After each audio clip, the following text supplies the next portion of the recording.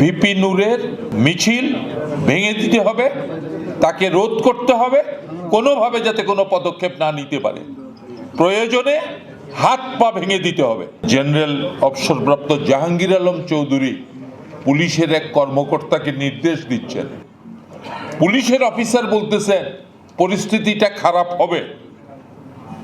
Sir, পরিস্থিতি খারাপ হবে। তিনি উত্তরে নির্দেশ দিচ্ছেন যে কোনো মূল্যে রুখতে হবে, প্রয়োজনে হাত পা ভেঙে তাড়িয়ে দিতে হবে।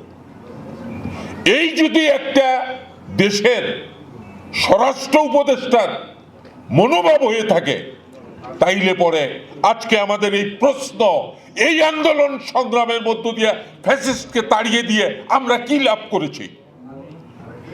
সংগ্রামী বন্ধুগণ, তিনি তার সেই বক্তব্যে বলেছেন, পুলিশ অফিসারকে বলেছেন যে এত বেশি বুঝেন না, প্রধান উপদেষ্টার নির্দেশ।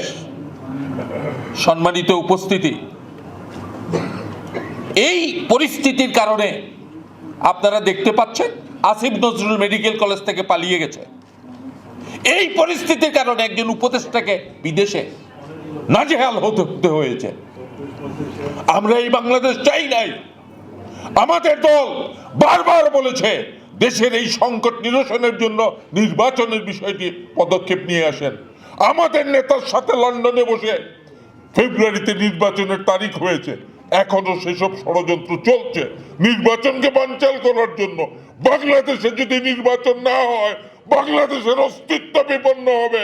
বাংলাদেশে যদি নির্বাচন না হয়, গণতান্ত্রিক ধারা বিপন্ন হবে। বন্ধুগণ, সম্মানিত সভাপতি, এখানে আমাদের নেতা বরকতুল্লাহ ভুলু ভাই আছেন, সহধর্মিনী আন্দোলন সংগ্রামের প্রতিকৃত ছেলেকে কারাগারে নিয়ে যাচ্ছে। ওই সময় বাংলাদেশের মানুষকে উৎসাহিত করেছেন সেই